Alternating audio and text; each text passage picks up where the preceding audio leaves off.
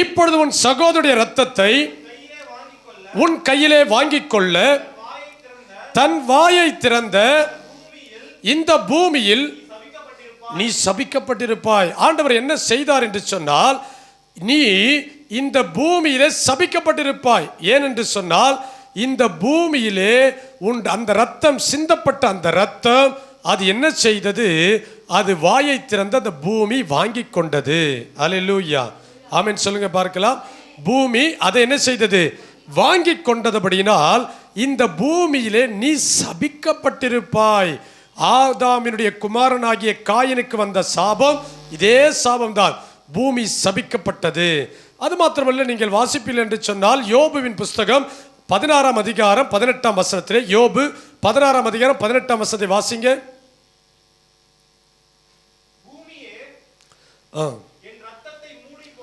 பூமியே என் ரத்தத்தை மூடி போடாதே. மறுபடியும் வாசிப்போமா?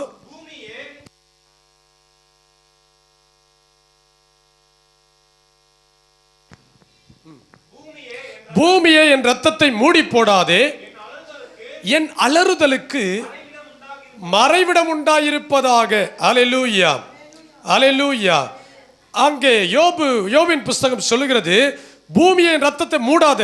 ஏன்னு சொன்னா, இதற்கு ஒரு நியாயம் உண்டு, இதற்கு ஒரு காரணம் உண்டு, இந்த ரத்தம் சிந்தப்படுகிறதற்கான ஒரு காரணம் உண்டு. நீ என்ன பண்ணாத, இதை மூடி போடாத. ஏன் என்று சொல்லுகிறார். சங்கீதம் 32:1 சொல்லுகிறது. தன் வாசிங்க பார்க்கலாம். சங்கீதம் 32:1, எவனுடைய மீறுதல்கள் மன்னிக்கப்பட்டதோ, எவனுடைய பாவங்கள் மூடப்பட்டதோ அவன் பாக்கியவான். என்ன சொல்லப்பட்டிருக்கிறது? எவனுடைய மீறுதல் மன்னிக்கப்பட்டதோ, எவனுடைய பாவங்கள் மூடப்பட்டதோ. பழைய ஏற்பாட்டு பரிசுத்தவான்கள் அவர்கள் சிந்தின பாவங்கள், அவர்கள் செய்த பாவங்கள் எல்லாம் தற்காலிகமாக மூடி வைக்கப்பட்டிருந்தது. ஏனென்று சொன்னால், அந்த பாவத்திற்கான நிவிர்த்தி அந்த நாட்களிலே எந்த காளையின் ரத்தமோ எந்த பலியின் ரத்தமோ எதுவுமே ஈடாகல. அவைகள் எல்லாம் மூடி வைக்கப்பட்டிருந்தது. ஆகவே தான் சங்கீதக்காரன் சொல்லும் பொழுது என்ன சொல்லுகிறார்? எவனுடைய மீறுதல் மன்னிக்கப்பட்டதோ, மன்னிப்புனா அது சாதாரண மன்னிப்பு, அது மாத்திரம். எவனுடைய பாவங்கள் மூடப்பட்டதோ, மீறுதல் மன்னிக்கப்பட்டு பாவங்கள் மூடப்பட்டு தான் வைக்கப்பட்டிருந்தன. ஏனென்று சொன்னால், 2000 ஆண்டுகளுக்கு முன்பாக இயேசு கிறிஸ்து வந்தார் இல்லையா? அவருடைய ரத்தம் மாத்திரமே இயேசு கிறிஸ்துவுக்கு முன்னால் இருந்த எல்லாருடைய பாவங்களையும் மன்னிக்க அந்த ஒரு ரத்தம் மாத்திரமே உண்டு. அல்லேலூயா. ஆகவே தான் அந்த பாவங்கள் மூடப்பட்ட வண்ணமாய் அவைகள் இருந்தன. கவனிங்க, இன்றைக்கு நாம் பாவங்களை செய்கிறோம். அந்த பழையற்பாட்டு காலங்களில் செய்த பாவங்களுக்கும் இன்றைக்கு நாம் செய்கிற பாவங்களுக்கு நிறைய வித்தியாசம் இருக்கு. பழையற்பாட்டு காலங்களிலே அவர்களுக்கு மன்னிப்பு என்று கொடுத்தாலும் நீங்கள் பார்ப்பீர்கள் என்று சொன்னால், ஒவ்வொருவருக்கும் ஆண்டவர் மன்னித்தாலும் கூட, சிம்சோன் ஆனாலும் அல்லது ஆகாப் ஆனாலும் அல்லது தாவீது ஆனாலும், இப்படிப்பட்டவர்களுக்கு மனாசே ஆனாலும், இப்படிப்பட்டவர்களுக்கு நீங்கள் நிறைய பேர் பார்க்கலாம். அவங்களுக்கு ஆண்டவர் அந்த நேரத்தில் மன்னித்தாலும் அவர்கள் செய்த பாவங்களுக்கு தக்கதான தண்டனையும் அவர்களுடைய நாட்களில் மாத்திரமல்ல, அவர்களுடைய பிள்ளைகளின் நாட்களின் சந்ததிகளிலும் தொடர்ந்து வந்திருப்பதை நீங்கள் வேதத்தில் காண முடியும். அல்லேலூயா. அப்படி என்று சொன்னால், வேதத்திலே அப்படிப்பட்ட அந்த பாவங்கள் எல்லாம் என்ன செய்யப்பட்டிருந்தன? அவைகள் மூடப்பட்டிருந்தது, சும்மா மறைக்கப்பட்டிருந்தது, திரையின் வழியாய் மறைக்கப்பட்டு வைக்கப்பட்டிருந்தது. ஆனால் இயேசு கிறிஸ்து வந்த பிறகுதான் அந்த பாவங்கள் மன்னிக்கப்பட்டது. சரி, இங்க நம்ம 5ஆம் அதிகாரம், ஆதியாகமம் 5ஆம் அதிகாரத்தில் பார்ப்போம் என்று சொன்னால், 5ஆம் அதிகாரம் 29ஆம் வசனம். லாமேக் இவர் யார் என்று சொன்னால், நோவாவின் தகப்பன். லாமேக் என்ன சொல்லுகிறார்? அவர் கர்த்தர் சபித்த பூமியிலே. ஆண்டவர் என்ன பண்ணியிருக்கிறார்? இவங்களுக்கெல்லாம் எல்லாம் தெரியும். ஆதாமிடத்திலேயே சபித்தார், காயினிடத்தில் சபித்தார். இந்த சபிக்கப்பட்ட பூமின்னு யாருக்கு தெரியும்? இந்த கர்த்தருடைய பிள்ளைகளுக்கு தெரியும். ஆகவே தான் லாமேக்கு நோவாவை பெற்றெடுக்கும் பொழுது ஒரு வார்த்தை சொல்லுகிறார். கர்த்தர் சபித்த பூமியிலே நமக்கு உண்டான வேலையிலும் நம்முடைய கைகளின் பிரயாசத்திலும் இவன் நம்மை தேற்றுவான் என்று சொல்லி அவனுக்கு நோவா என்று பெயரிட்டார். அல்லேலூயா. ஏனென்று சொன்னால், அந்த நாட்களிலே நோவா எழும்பினான். அந்த பூமியின் சாபத்தை அந்த பூமியில் ரத்தம் சிந்தப்பட்டு சபிக்கப்பட்ட அந்த பூமியை எப்படியாவது இவன் மாற்றி விடுவான், இவன் கர்த்தருடைய பிள்ளையாய் வளருவான், இந்த சாபத்தை இவன் நீக்கி விடுவான் என்று சொல்லி அவனுடைய தகப்பனார் கனவு கண்டார். கவனிங்க, ஆகவே தான் அவர் சொல்லுகிறார், கர்த்தர் சபித்த பூமியிலே நமக்கு உண்டான வேலையிலும் நம்முடைய கைகளின் பிரயாசத்திலும் இவன் நம்மை தேற்றுவான். அவரால் என்ன செய்ய முடிஞ்சது தெரியுமா? பிரசங்கம் பண்ணினார், யாரும் கீழ்ப்படியல. நீதியை பிரசங்கம் பண்ணினார், வருகிற அறிவை குறித்து பிரசங்கம் பண்ணினார், ஒருவரும் மனம் திரும்பல. ஆனால் என்ன நடந்தது? நோவாவையும் அவன் குடும்பத்தையும் தேவன் காப்பாற்றி விட்டார். தேவன் காப்பாற்றி விட்டார். அது மிகப்பெரிய ஒரு அழிவு. சபிக்கப்பட்ட பூமி இப்பொழுது தண்ணீர்களால் நிரப்பப்பட்டிருக்கின்றன. இந்த மனிதன் செய்த பாவத்தினால் இந்த பூமி சபிக்கப்பட்டது. இந்த சபிக்கப்பட்ட பூமியிலே மனிதன் மாத்திரமல்ல, எல்லா மிருகங்களும், தேவனால் தேர்ந்தெடுக்கப்பட்ட மிருகங்கள், பறவைகள், ஊர்வன, பரப்பன, நீந்துவன தவிர மற்ற எல்லாவற்றையும் தேவன் எல்லாவற்றையும் அழித்தார். எதனால்? இந்த பூமி சபிக்கப்பட்டிருந்தது. ஆனால் இவைகள், இந்த பாவங்கள் எல்லாம் மூடப்பட்டதே ஒழிய பூரண மன்னிப்பு கிடைக்கவே இல்லை. பூரணமான மன்னிப்பு கிடைக்கவே இல்லை. ஹல்லேலூயா, ஹல்லேலூயா. ஆதியாகமத்தின் புஸ்தகம் 8ஆம் அதிகாரம் 21ஆம் வசனத்தை வாசிப்போம். சுகந்த வாசனையை கர்த்தர் முகந்தார். நல்ல கவனிங்க. இப்போ தண்ணீரினால் கர்த்தர் எல்லாவற்றையும் அழித்து விட்டார். இப்பொழுது இந்த நோவா பேழையிலிருந்து வெளியே வந்தவுடன் அவன் என்ன செய்கிறான்? ஒரு பலியை செலுத்துகிறான். கர்த்தருக்கு பலிபீடம் கட்டி பலி செலுத்துகிறான். இப்பொழுது கர்த்தர் அவரே மனஸ்தாபப்படுகிறார். என்ன மனஸ்தாபப்படுகிறார்? அங்கே என்ன சொல்லுகிறார் பாருங்க. இனி நான் மனுஷன் நிமித்தம் பூமியை சபிப்பதில்லை. ஹல்லேலூயா. என்ன சொன்னாரு? இனி இந்த மனுஷன் மூலமா நான் பூமியை சபிக்க மாட்டேன். அப்படி சபித்தா இந்த பூமி அவனுக்கு ஆசீர்வாதமாகவே இருக்காது, அவனுக்கு பிரயோஜனமாகவே இருக்காது. இந்த பூமியினால் அவனுக்கு ஒரு நன்மையும் வராது. ஆண்டவர் உடனே என்ன செய்தார் தெரியுமா? இனி நான் இந்த பூமியை சபிக்க மாட்டேன் அப்படின்னு சொல்லி மாரிக்காலமும் கோடைக்காலமும் பனிக்காலம் எல்லா காலங்களையும் தேவன் உண்டாக்கி, அவன் இருக்கிற வரைக்கும் அறுப்பு காலமும் விதைக்கிற காலமும் அறுக்கிற காலமும் உண்டாக்கி, அது மாத்திரமல்ல மழை வரும் பொழுது ஒரு அடையாளத்தை காண்பித்து, இந்த வானவில் என்ன அடையாளம் என்று சொன்னால், இனி நான் தண்ணீரினால் அழிக்க மாட்டேன் என்பதற்கான அடையாளத்தை கொடுத்து அவரிடத்தில் ஒரு காரியத்தை சொன்னார். இனி நான் பூமியை சபிக்க மாட்டேன். ஏற்கனவே சபிக்கப்பட்ட அந்த பூமி புதிதா எந்த சாபத்தையும் வாங்கவே இல்லை. ஆண்டவர் அதற்கு பின்பு இந்த பூமியை சபித்தார் என்று வேதத்தில் நீங்கள் எங்கே வாசிக்க முடியாது. ஆனால் இந்த பூமி சபிக்கப்பட்டதோடு, அந்த பாவத்தோடு, அந்த மீறுதலோடு அது அப்படியே கடந்து வருகிறது. பின்புதான் தேவன் ஒரு திட்டத்தை உண்டாக்கினார். என்ன திட்டம் என்று சொன்னால், நீங்கள் ஆதியாகமத்தின் புஸ்தகம் 12ஆம் அதிகாரம் 3ஆம் வசனத்தை வாசிக்கும் பொழுது, ஆதியாகம் 12ஆம் அதிகாரம் 3ஆம் வசனத்தை வாசிப்போம். ஆபிரகாமை பார்த்து தேவன் சொல்கிறார், உன்னை ஆசீர்வதிக்கிறவனை ஆசீர்வதிப்பேன், உன்னை சபிக்கிறவனை சபிப்பேன், பூமியில் உள்ள வம்சங்கள் எல்லாம் உனக்குள் ஆசீர்வதிக்கப்படும். இதுதான் முக்கியம். ஹல்லேலூயா. கவனிங்க, இப்ப ஆண்டவர் என்ன சொல்றாரு?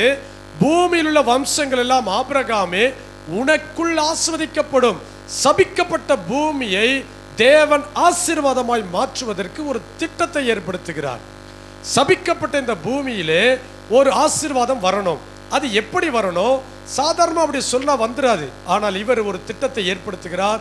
ஆபிரகாமை தெரிந்து கொண்டு தான் காண்பிக்கும் இடத்திலே கொண்டு வந்து நிறுத்தி அவனுக்கு வாக்குத்தத்தம் கொடுக்கிறார். என்ன வாக்குத்தத்தம்?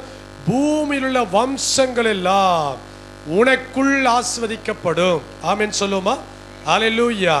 எப்படி இந்த பூமியில் உள்ள வம்சங்கள் எல்லாம்? அப்ப ஆபிரகாமுடைய பிள்ளைகள் தான் இந்த பூமியில் எல்லாரும் இருக்கிறார்களா என்று சொன்னால் இல்லை.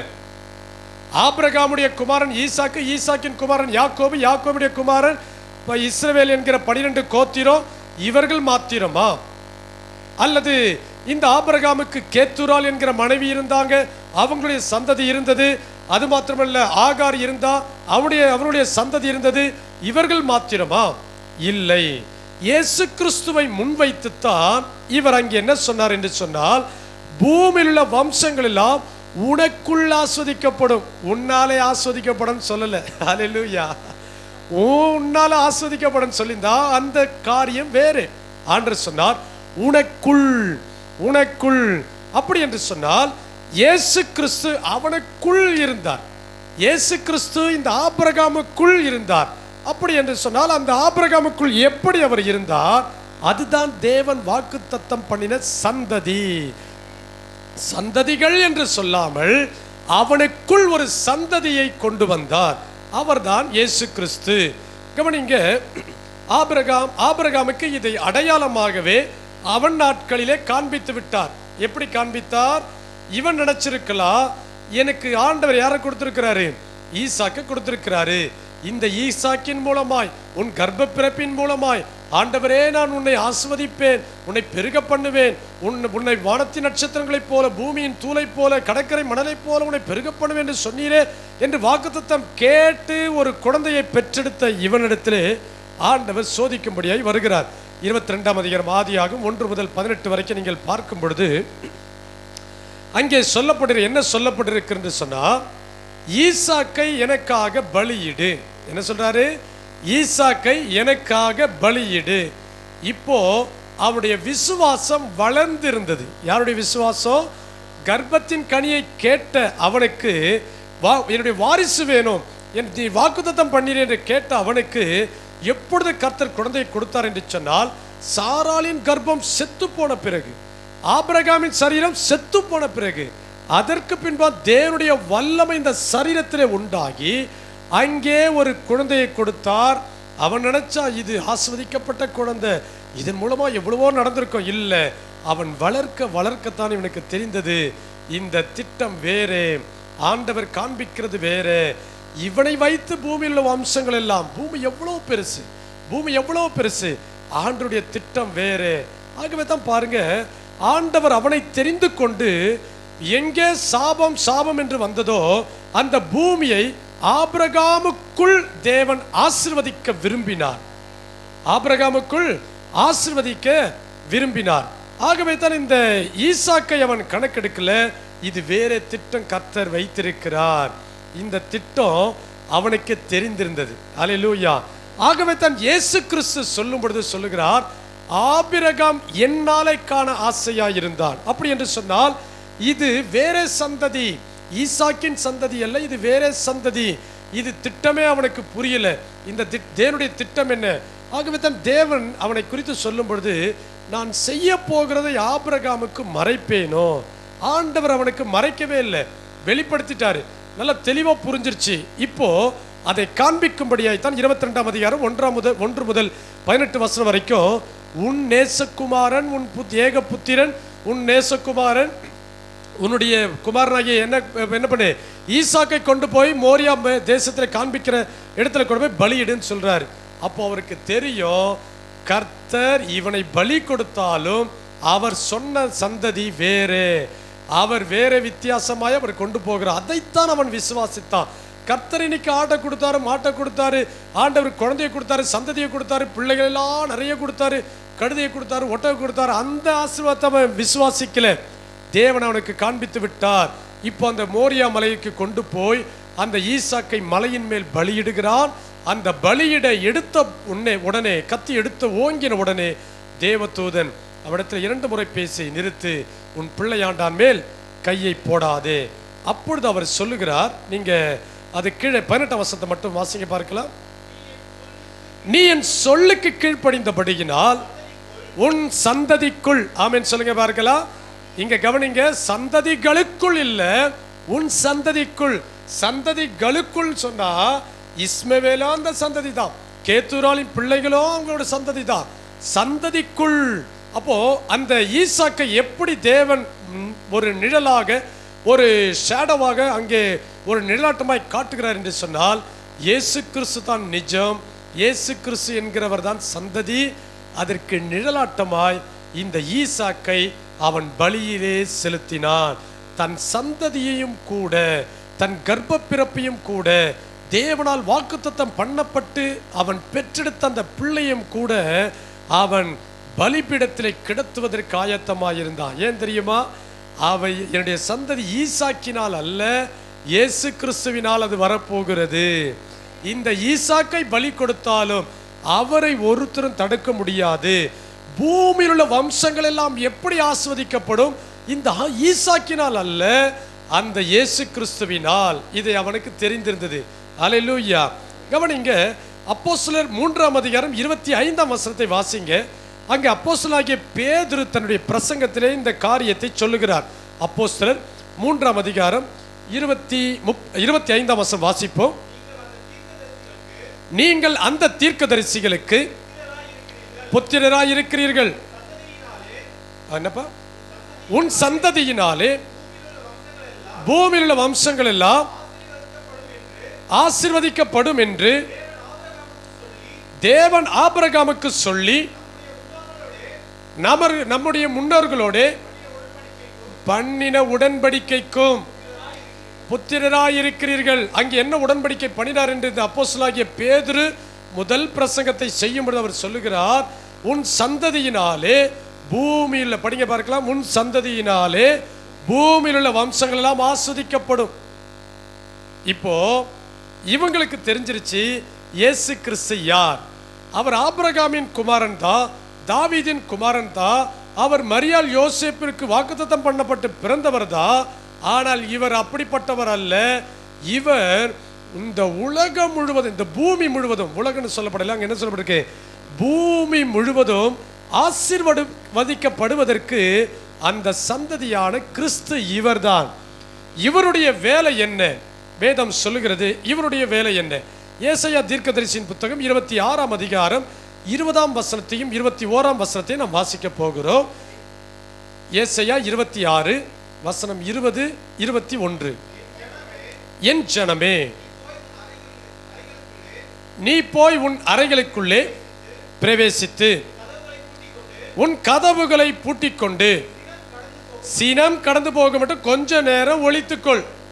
ஏன் எதற்குன்னு சொன்னா 21ஆம் வசனம் சொல்லுகிறது, இதோ பூமியுடைய குடிகளின் அக்கிரமத்தின் நிமித்தம் அவர்களை விசாரிக்கும்படி கர்த்தர் தம்முடைய ஸ்தானத்திலிருந்து புறப்பட்டு வருவார். கைகளை வச்சு ஆமென்னு சொல்லுங்க பார்க்கலாம்.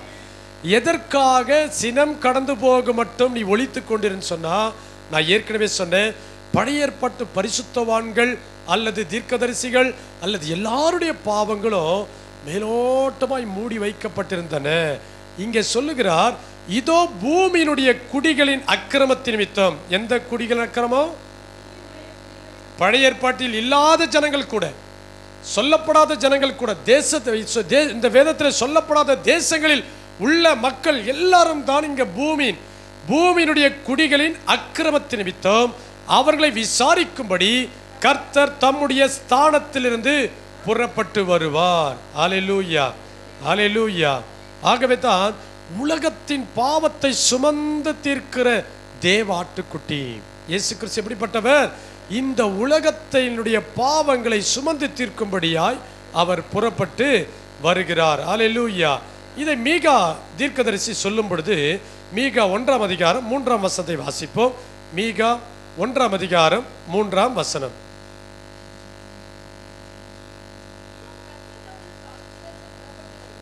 இதோ கர்த்தர் தமது ஸ்தானத்திலிருந்து புறப்பட்டு வருகிறார். எல்லாம் சொல்லுங்க பார்க்கலாம். எங்கிருந்து புறப்பட்டு வருகிறார்? அவருக்குரிய ஸ்தானம் என்ன? பிதாவின் மடியில் இருக்கிற ஒரே பேரான தேவகுமாரன் அவர்தான். அவர் பிதாவின் மடியில் இருக்கிறார், செல்ல பிள்ளையாய் இருக்கிறார்.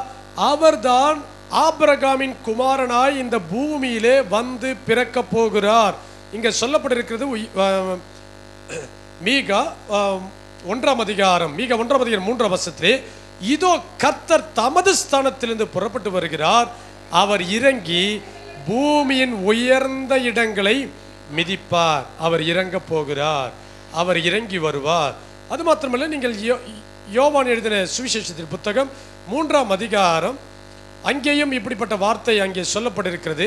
யோவான் 3ஆம் அதிகாரம் 13ஆம் வசனம், பரலோகத்தில் இருந்து இறங்கினவரும் பரலோகத்தில் இருக்கிறவருமான மனுஷகுமாரனை அல்லாமல் பரலோகத்திற்கு ஏறினவன் ஒருவனும் இல்லை. பரலோகத்திலிருந்து இறங்கினவரும் அவர்தான், பரலோகத்திற்கு ஏறி போகிறோம் அவர்தான். அவரை தவிர இறங்கி வரக்கூடிய ஒருவரும் இந்த உலகத்திலே கிடையாது. அவர்தான் இயேசு கிறிஸ்து. ஆமென் சொல்லுவோமா? அவர்தான் யாரு? இயேசு கிறிஸ்து. இன்னும் தெளிவாய் நான் சொல்லுகிறேன். 1 யோவான் 2ஆம் அதிகாரம் 2ஆம் வசனத்தை நான் வாசிக்கும் பொழுது அப்போஸ்தலனாகிய யோவான் இந்த வார்த்தையை தெளிவாய் எழுதி வைத்திருக்கிறார். 1 யோவான் 1ஆம் அதிகாரம் 1 யோவான் 2ஆம் அதிகாரம் 2ஆம் வசனம்.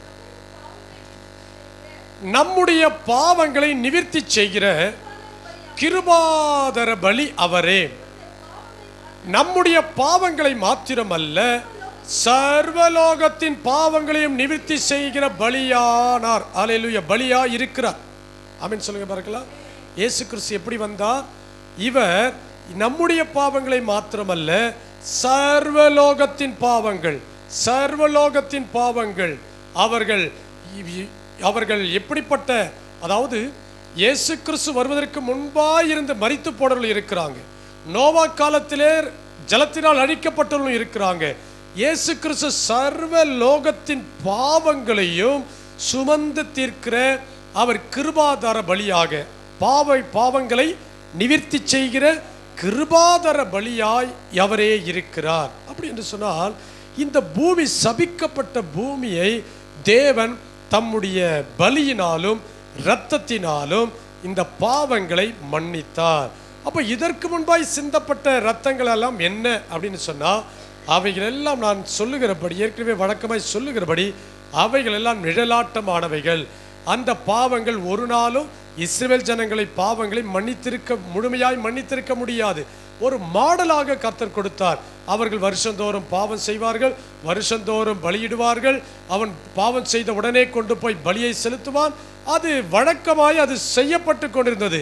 ஆனால் இயேசு கிறிஸ்து இந்த உலகத்திலே வந்து அவர் இந்த நிலத்திலே, இந்த பூமியிலே, இந்த தரையிலே இரத்தத்தை சிந்தின பிறகுதான் கிருபாதர பலியாய், சர்வலோகத்தின் பாவங்களை மன்னிக்கிற பலியாய் அவர் இறங்கி வந்தார்.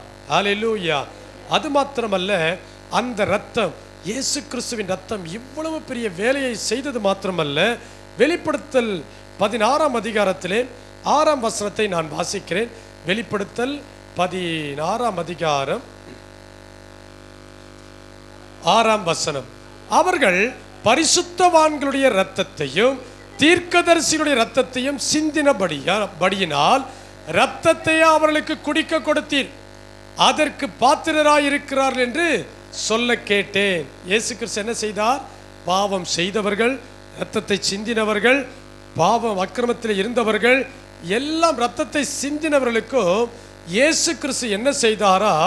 இரத்தத்தையே குடிக்க கொடுத்தார். அல்லேலூயா.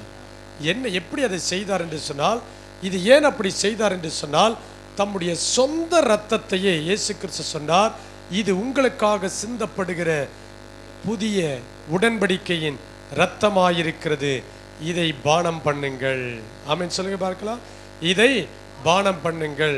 இப்போ யோவான் எழுதின சுவிசேஷத்தின் புத்தகம் 6ஆம் அதிகாரத்துக்கு நாம திருப்பிக் கொள்வோம். யோவான் 6ஆம் அதிகாரம் 54ஆம் வசனம் முதல் நாம் வாசிப்போமா? 51ஆம் வசனத்தை வாசித்து விட்டு அப்புறம் 54 வாசிப்போம். ஜீவாப்பம், என்றென்றைக்கும் பப்பத்தை புசுகிற பிழைப்பார்,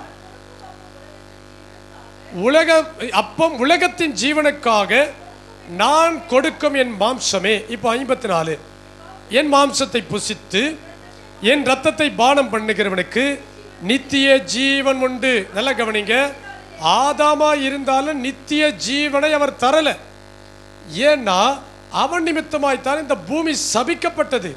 இந்த பூமி சபிக்கப்பட்ட பூமி தேவனுடைய வல்லமையினால் அல்லது தேவனுடைய கிரியையினால் முழுவதுமாய் அழிக்கப்பட்டது. அந்த அழிவுக்கு மீண்டு வந்துதான் நோவாவினிடத்தில் மனஸ்தாபத்தோடு அந்த நோவாவினிடத்தில் வாக்கு பண்ணுகிறார், இனி நான் அழிக்க மாட்டேன், பூமியை சபிக்க மாட்டேன். மனுஷன் பூமியை சபிக்க மாட்டேன்னு சொன்னவர் ஆபிரகாமின் சந்ததியை கொண்டு வந்து இங்கே இயேசு கிறிஸ்துவை கொண்டு வந்து நிறுத்துகிறார். இப்போ இயேசு கிறிஸ்து என்ன சொல்லுகிறார்? என் மாம்சத்தை புசித்து என் இரத்தத்தை பானம் பண்ணுகிறவனுக்கு நித்திய ஜீவன் உண்டு. வெளிப்படுத்தல் 16:6 என்ன சொன்னது? பரிசுத்தவான்களுடைய இரத்தத்தை, தீர்க்கதரிசிகளுடைய இரத்தத்தையும் சிந்தினபடியினால் இரத்தத்தை அவர்களுக்கு பானமாக குடிக்க கொடுத்தார். அது என்ன செய்கிறது? அந்த ரத்தம் என்ன செய்கிறது என்று சொன்னால், அந்த சாபமான அந்த பூமியில் உள்ள முழு ஜனங்களையும் அது தேவன் அண்டை கிட்டி சேர்க்கிறது. அது மறுபடியுமாய் கிட்டி சேர்க்கிறது. ஏதேன் தோட்டத்தில் இந்த ஆதாம் எப்படி பாவம் செய்து பூமியில சாபத்தை கொண்டு வந்தானோ, இயேசு கிறிஸ்து அதே சாபத்தை நீக்கும்படியாய் அவர் பலியாகி அந்த இரத்தத்தை குடிக்க கொடுத்து நம்மை அவர் பக்கமாய் இழுத்து கொண்டார். தம்மோடு இருக்கும்படியாய் தம்முடைய தேவ சமூகத்திலே அவர் நாம் நித்திய ஜீவன்களை பெறும்படியாய் அவர் எடுத்துக்கொண்டார். ஒரு கடுமையான ஒரு கட்டளையை தேவன் கொடுக்க இயேசு கிறிஸ்து சொல்லுகிறார். நீங்க வாசித்து பார்த்தால் தெரியும். வாசிங்க பார்க்கலாம். 36ஆம் வசனம். என் மாம்சத்தை புசித்து என் இரத்தத்தை பானம் பண்ணுகிறவன் என்னிலே நிலைத்திருக்கிறான், நானும் அவனில் நிலைத்திருக்கிறேன். 57 ஜீவனுள்ள பிதா என்னை அனுப்பினது போலவும் நான் பிதாவினால் பிழைத்திருக்கிறது போலவும் என்னை புசிக்கிறவனும் என்னாலே பிழைப்பான். அல்லேலூயா. இப்போ 54ஆம் வசனத்தில் அவர் சொல்லும்படி சொல்லுகிறார், என் மாம்சத்தை புசித்து என் ரத்தத்தை பானம் பண்ணுகிறவனுக்கு நித்திய ஜீவன் உண்டு, நான் தான் அவனை கடைசி நாளில் எழுப்புவேன். அல்லேலூயா. இயேசு கிறிஸ்து என்ன செய்வார்? நம்மை எழுப்புவார். ஏன் அவர் நம்மை எழுப்புகிறார் என்று சொன்னால், அவரோடு கூட நாம் இருக்கும்படியாய்.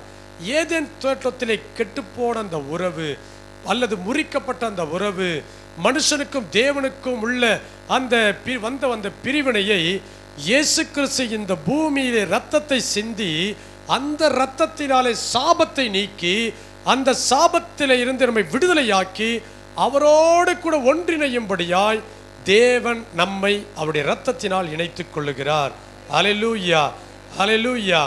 ஆகவே தான் இந்த வசனத்தை சொல்லும் பொழுது இயேசு கிறிஸ்துவினுடைய உபதேசம் கடுமையாக இருக்கிறது என்று சொன்னார்கள் இயேசுவோடு இருந்த சீஷர்கள். வாசிங்க பார்க்கலாம். 60ஆம் வசனம். அவருடைய சீஷரில் அநேகர் இவைகளை கேட்ட பொழுது, இது கடினமான உபதேசம், யார் ரத்தத்தை குடிப்பா? புரியுதுங்களா? யார் ரத்தத்தை குடி? இதுக்கு முன்னால யாரும் அப்படி சொன்னதில்லை. யார் ரத்தத்தை குடிப்பா?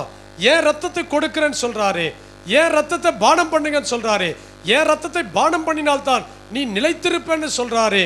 இந்த ரத்தம் எப்படி நான் ஏற்றுக்கொள்ள முடியும்? அவர் அந்த ரத்தத்தை சிந்தினது எதற்குன்னு சொன்னா அவரோடு நம்மை இணைத்து கொள்ளும்படியாய். ஆகவே தான் சொல்லி இந்த வசனத்தை கேட்டவுடன் அநேகர் முறுமுறுத்து, 61ஆம் வசனம், சீஷர்கள் அதை குறித்து முறுமுறுக்கிறார் என்று இயேசு தமக்குள்ளே அறிந்து அவர்களை நோக்கி, இது உங்களுக்கு இடரலா இருக்கிறதோ? அப்படின்னா எப்படிப்பா சாபம் போகும்? இந்த நிலத்தின் சாபம் போகும்? தரையில் சிந்தப்பட்ட ரத்தத்தின் சாபம் எப்படி போகும்? ஆதாமின் சாபம் எப்படி போகும்? ஆதாமினால் பூமியிலே உண்டான, காயினால் பூமியிலே உண்டான இப்படிப்பட்ட மனுஷர்கள் செய்த பாவத்தினால் இந்த பூமி நிறைந்திருக்கிறது. ஆகவே தான் அவர் கதறினார் யோபு, பூமியே ரத்தத்தை மூடி போடாதே, ரத்தம் சிந்தப்பட்ட இந்த சாபமான பூமியிலே ஒரு புனிதமான ரத்தம், பரிசுத்த ரத்தம் சிந்தப்படணும். அந்த சிந்தப்படுகிற ரத்தம் ஏதோ எங்கேயோ அல்ல, அது நமக்குள்ளே விதைக்கப்படணும், நமக்குள்ளே அது உள்ளே செல்லணும். அந்த ரத்தம் நம்மை ஜீவனுள்ளவைகளாய் மாற்றுகின்றன. ஏன்னா இதே ரத்தத்தை, இதுதான் இயேசு கிறிஸ்துவின் ரத்தம்னு சொல்லி ஒவ்வொரு தேவனுடைய ஆலயங்களிலும் தேவனுடைய நாமத்தினாலே கூடுகிற ஆராதிக்கிற இடங்களிலும் அங்கே மாத்திரம் தேவன் கொடுத்திருப்பார் என்று சொன்னால் அது அநேக ஜனங்களுக்கு பிரயோஜனம் இல்லாமல் போயிருக்கும். ஆனால் இயேசு கிறிஸ்து சொன்னார், நான் உனக்கே நேரடியாக தர்றேன், இந்த இரத்தத்தை நீ பானம் பண்ணுவாயானால், இந்த பூமியில சிந்தப்பட்ட ரத்தம், அந்த கெத்செமனே தோட்டத்தில் சிந்தப்பட்ட ரத்தம், பிலாத்துவின் அரண்மனையிலே, ஜெருசலேமின் வீதியிலும், கொல்கதா மலையிலும் கடைசி சொட்டு ரத்தத்தையும் சிந்தின ரத்தத்தை நீ பானம் பண்ணுவாயானால் நீ என்னிலே நிலைத்திருக்கிறாய். அதை கேட்டவுடன் இடர்கள் அடைந்தாங்க, இயேசு கிறிஸ்து விட்டு போக ஆரம்பிச்சாங்க. இயேசு கிறிஸ்து கேட்கிறார், நீங்களும் போய்விட மனதாயிருக்கிறீர்கள்? 67ஆம் வசனத்தில் உடனே பேதுரு சொல்கிறான், சீமோன் பேதுரு 68ஆம் வசனம், அவருக்கு பேதுருமாக, ஆண்டவரே யாரிடத்தில் போவோம்? நித்திய ஜீவ வசனங்கள் உம்மிடத்திலே உண்டு. ஆமென் சொல்லுங்க பார்க்கலாம். ஹல்லேலூயா. கண்களை மூடி நாம் செபிக்க போகிறோம். இந்த அருமையான வேளையிலும் கூட ஆவியானவர் நம்மை நடத்தி இந்த அருமையான சத்தியத்தை தேவன் நமக்கு கொடுத்திருக்கிறார். ஆமென் என்று சொல்லுவோமா? ஹல்லேலூயா.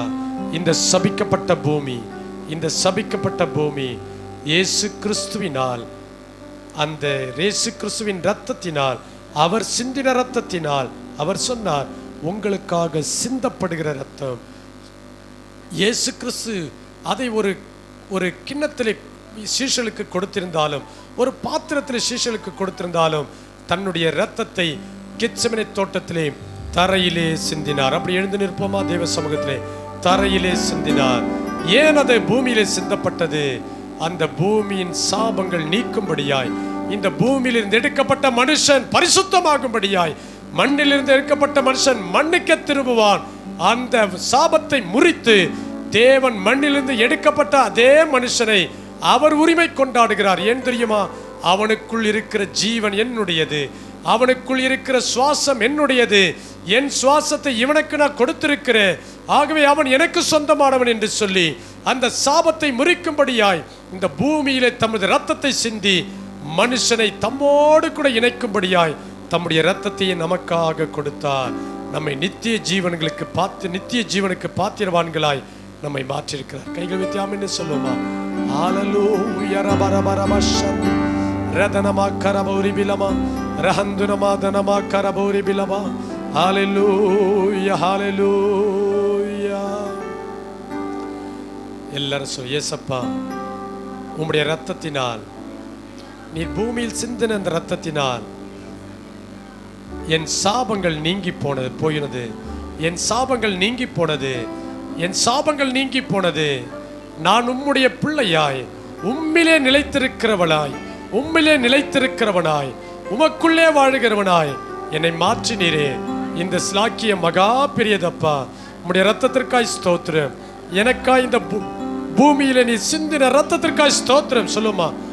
இரத்தத்திற்காய் ஸ்தோத்திரம் ஆண்டவரே, இரத்தத்திற்காய் ஸ்தோத்திரம். இயேசுவின் நாமத்தில் பிதாவே, ஆமென். ஆண்டவருடைய நாமத்தில்